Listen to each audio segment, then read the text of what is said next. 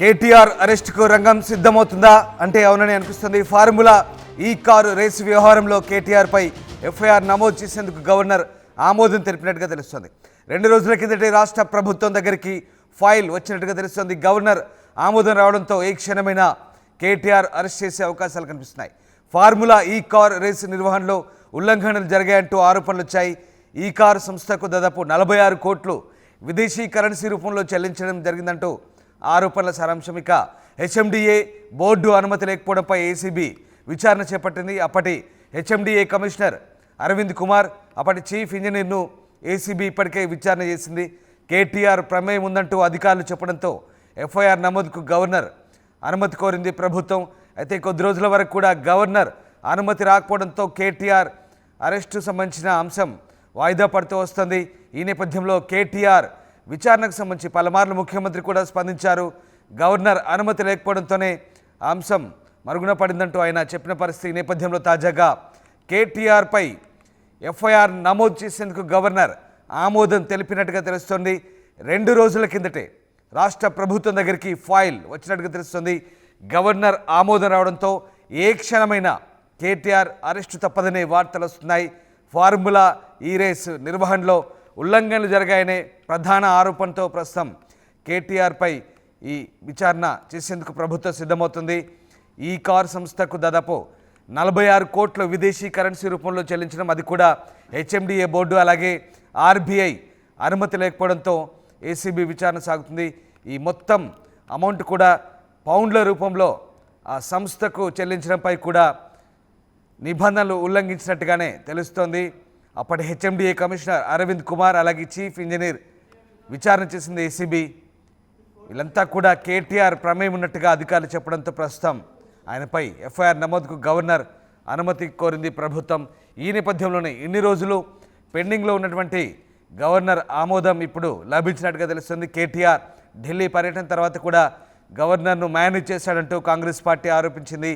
తన అరెస్టు కాకుండా ఢిల్లీ స్థాయిలో బీజేపీతో కుమ్మక్కైనట్టుగా కూడా కాంగ్రెస్ పార్టీ ఆరోపించింది. అయితే తాజాగా గవర్నర్ అనుమతి ఇచ్చారు. ఇక ఆయనపై ఎఫ్ఐఆర్ నమోదవుతున్నట్టు వస్తున్న వార్తల నేపథ్యంలో ప్రస్తుతం ఈ అంశం కలకలం రేపుతోంది. కేటీఆర్ అరెస్ట్ కాబోతున్నారనే అంశం ప్రస్తుతం సంచలనంగా మారింది.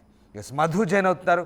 మధు, గవర్నర్ కేటీఆర్పై ఎఫ్ఐఆర్ నమోదుకు ఆమోదం తెలిపినట్టుగా తెలుస్తోంది. ఏం జరగబోతుంది? కేటీఆర్ అరెస్ట్ ఖాయమేనా? ఎగ్జాక్ట్లీ ఫార్ములా 1 ఈ కార్ రేస్ కి సంబంధించినటువంటి అంశంలో కేటీఆర్ అరెస్ట్ అయ్యే అవకాశం ఉంది. గతంలోనే గవర్నర్ అనుమతి కోరింది, హెచ్ఎండిఏ లేఖ రాసింది. కాకపోతే పెండింగ్ ఉంది. 2 months నుంచి 2 నెలలుగా దాదాపు ఆయన దగ్గరే దీనికి సంబంధించినటువంటి ఫైల్ పెండింగ్ లో ఉండడము, అనుమతి ఇవ్వట్లేదు.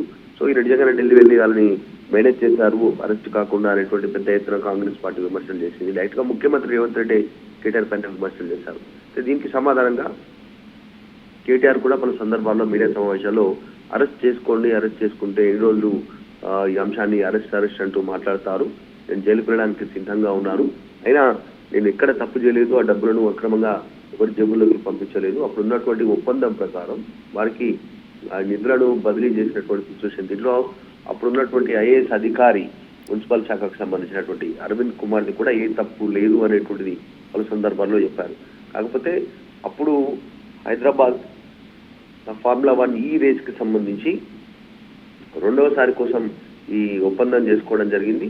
దాంట్లో ఉన్నటువంటి మొత్తం 46 కోట్లను విదేశీ మారక ద్రవ్యం కింద మార్చారు. అంటే దానికి ఆర్బీఐ అనుమతి లేదంటున్నారు. ఇది కూడా పౌండ్స్ రూపంలో చెల్లించాలంటున్నారు. ముందుగానే చెల్లించడం, ఒప్పందం చేసుకున్న తర్వాత ముందుగానే చెల్లించాలని చెప్తా ఉన్నారు విదేశీ సంస్థకు. అందులో భాగంగా కాంగ్రెస్ అధికారంలోకి వచ్చిన తర్వాత 2023 డిసెంబర్లో వచ్చిన తర్వాత 24లో దీనికి సంబంధించినటువంటి ఒప్పందాన్ని రద్దు చేసుకోవడం జరిగింది రాష్ట్ర ప్రభుత్వం. ఈ అంశంతో భాగంగా మరి డబ్బులు మాత్రం వాళ్ళ దగ్గరే ఉండిపోయాయి.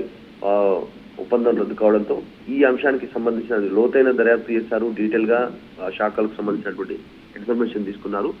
ఈ హెచ్ఎండిఏ బోర్డు అనుమతి తీసుకోలేదు, తర్వాత ఆర్బీఐకి సంబంధించినటువంటి అనుమతి తీసుకోలేదు. ఈ డబ్బులను ట్రాన్స్ఫర్ చేయడానికి సంబంధించి విదేశీ మార్క ద్రవ్య రూపాయలకు మార్చడానికి అనేటువంటి అంశంలో భాగంగా తీసుకున్నారు. మొత్తానికి గవర్నర్ అనుమతి ఇచ్చినట్టుగా తెలుస్తా ఉంది. 2 రోజుల క్రితమే గవర్నర్ అనుమతి ఇచ్చారు. రాష్ట్ర ప్రభుత్వం దగ్గర ఆల్రెడీ ఫైల్ చేరుకుంది.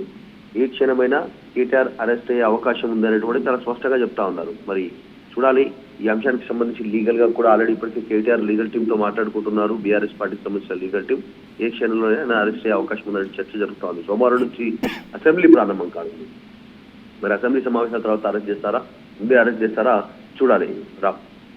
రైట్, అంటే మధు, అంటే కేటీఆర్ పై కేవలం కేసు మాత్రమే పెడతారా లేదా ఆయన అదుపులోకి తీసుకొని విచారించే అవకాశం ఉంది? ఎందుకంటే ఇప్పటికే ఎఫ్ఈఓకు అంటే ఫార్ములా ఈ రేసు వ్యవహారానికి సంబంధించి మౌఖిక ఆదేశాలు, కేవలం మౌఖిక ఆదేశాలతో డబ్బులు ట్రాన్స్ఫర్ చేయడం, అది కూడా ప్రజాధనం అంటే అది నేరం కిందే వస్తుంది ఎట్టి పరిస్థితుల్లో. సో ఆ రకంగా కేటీఆర్ ఏ రకంగా ప్రజాధనాన్ని దుర్వినియోగం చేశారంటూ కేవలం చెప్పే ప్రయత్నం చేస్తారు కొద్ది రోజుల వరకు, లేదంటే డైరెక్ట్ ఏకంగా అరెస్ట్ చేసే అవకాశం ఉందా? ఎగ్జాక్ట్లీ, అంటే ఈ శాఖకు సంబంధించి ఆల్రెడీ అరవింద్ కుమార్ క్లారిటీ ఇచ్చారు. ఆయనకు అది దీనికి సంబంధించినటువంటి విషయంలో ఫార్ములా 1 ఈ రేసుకు సంబంధించిన 6 కోట్ల నిధుల ట్రాన్స్ఫర్ కు సంబంధించి. కాబట్టి గతంలో కూడా కేటీఆర్ మీడియా సమావేశంలో చాలా స్పష్టంగా చెప్పారు. వీడియో రూపంలో ఉంది అది డైరెక్ట్ గా. అవును, నేనే చెప్పాను, మా డిపార్ట్మెంట్ తరఫు నుంచి పంపించామని చెప్పేసి డబ్బులు ట్రాన్స్ఫర్ చేయవచ్చు, నేనే మౌఖిక ఆదేశాలు మౌఖిక ఆదేశాలే కాదు, నేను సంతకం కూడా పెట్టాను ఆ డాక్యుమెంట్ పైన, పేపర్ పైన అనేటువంటి కేటీఆర్ చెప్పారు. సో దాదాపు అన్ని ఆధారాలు ఉన్నాయి. కేవలం విచారణ పేరిట నోటీస్ ఇచ్చి పిలిచి అరెస్ట్ చేసే అవకాశం ఉంది. పెద్ద ఎత్తున ఏదో విచారణ చేసి తర్వాత దాని తదుపరి ఆలోచించి అరెస్ట్ చేసేటువంటి సిచ్యువేషన్ ఉండకపోవచ్చు. ప్రస్తుతం ఉన్నటువంటి రాజకీయ పరిస్థితుల్లో నోటీస్ ఇచ్చే అవకాశం ఉంటుంది. నోటీస్కు ఆయన మరి డైరెక్ట్ గా హాజరై వివరణ ఇచ్చే సందర్భంలో వెంటనే విచారణ జరిగిన తర్వాత వెంటనే ఆయన అదుపులోకి తీసుకొని రిమాండ్ తరలించేటువంటి అవకాశం ఉంది. Right, yes, thank you Madhu, thanks for the update. So మొత్తం మీద ఫార్ములా ఈ రేస్ అంశంలో విదేశీ సంస్థకు నిధులు బదలాయింపు అంశంపై కూడా ఈడీకి ప్రభుత్వం కూడా ఫిర్యాదు చేసినట్టుగా తెలుస్తోంది. మరోవైపు ఇప్పటికే ఏసీబీ విచారణ పూర్తయింది. ఇక ఏసీబీకి ఎఫ్ఐఆర్ నమోదుకు ప్రస్తుతం గవర్నర్ ఆమోదం లభించినట్టుగా తెలుస్తోంది.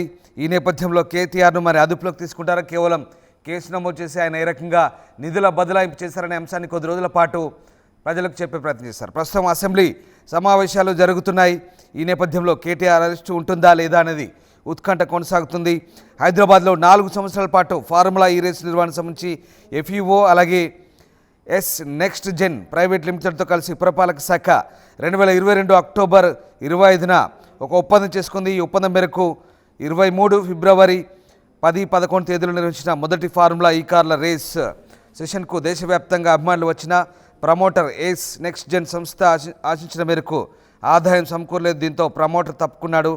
ఇక రెండో దఫా నిర్వహించాల్సిన ఈ కార్ రేస్ను హైదరాబాద్ పేరును ఎఫ్ఈఓ తొలగించింది. కానీ అప్పటి మంత్రి కేటీఆర్ ఈ ఫార్ములా నిర్వహణకు తలమానికంగా ఉంటుందని హైదరాబాద్లోని కార్ రేస్ నిర్వహించాలంటూ నోడల్ ఏజెన్సీగా ఉన్నటువంటి హెచ్ఎండిఏ చూసుకుంటుందంటూ ఎఫ్ఈఓకు స్పష్టం చేశారు.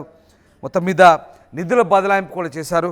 సో ఓవరాల్గా ఉల్లంఘన చేశారు. నిధుల బదలాయింపు సంబంధించి ఉల్లంఘనలు పాల్పడ్డారు.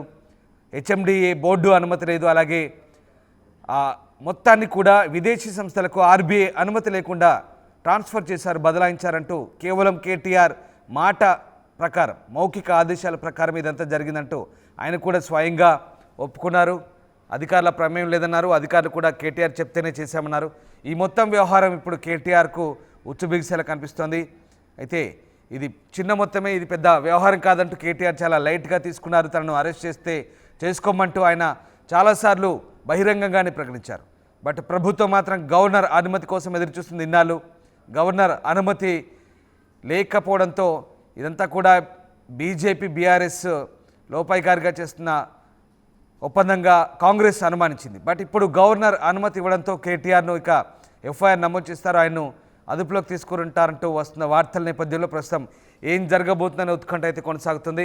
మరి అసెంబ్లీ సమావేశాలు జరగబోతున్న నేపథ్యంలో ప్రస్తుతం కేటీఆర్ను అదుపులోకి తీసుకుంటారా, కేవలం కేసు మాత్రమే నమోదు చేస్తారా, ఏం జరగబోతుందనే మాత్రం ఉత్కంఠ రేపుతోంది.